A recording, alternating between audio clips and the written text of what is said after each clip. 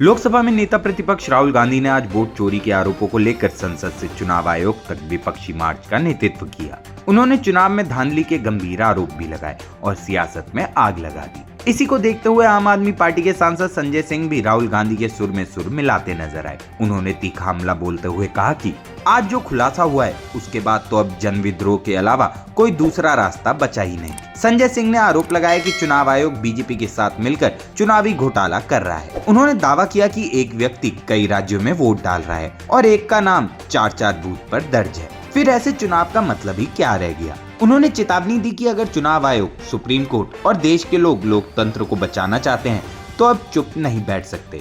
अब समय आ गया है कि चुनाव आयोग के खिलाफ सीधी आवाज उठाई जाए, वरना वोट का अधिकार सिर्फ कागजों में रह जाएगा। देखिए अभी तो ये साबित हो गया है कि देश के प्रधानमंत्री अवैध तरीके से चुने गए हैं। हथकंडों को अपना के चुनाव आयोग के साथ मिलकर घपला करके वोट चोरी करके देश का प्रधानमंत्री बना है। तो मुझे लगता है कि ये सरकार एक अवैध सरकार है, जिसको देश में रहने का हक नहीं। उसके बाद महाराष्ट्र हो, दिल्ली में तो हमने बहुत बड़ा खुलासा किया था कि किस तरीके से चुनाव आयोग और भारतीय जनता पार्टी मिलकर यहाँ पे गड़बड़ी और घोटाला कर रही है। महाराष्ट्र हो, हरियाणा हो, और अभी तो एसआईआर जो चल रहा है बिहार में, उसके नाम पे तो चुनाव आयोग ने सारी हदें पार कर दी हैं। एक बूथ पे 40 लोग जिनकी मृत्यु हो चुकी है, उनके वोट बन गए। डोनाल्ड ट्रंप का बिहार में वोट बन गया। कुत्ते का निवास प्रमाण पत्र बन गया।